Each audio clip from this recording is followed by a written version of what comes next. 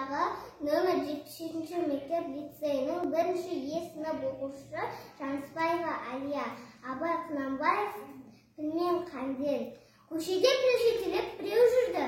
Кім қойыпты хайуанды, мұндай түрлі көрсетпелі ап жүрген жануарды тамашалап атынан жұртпу берді.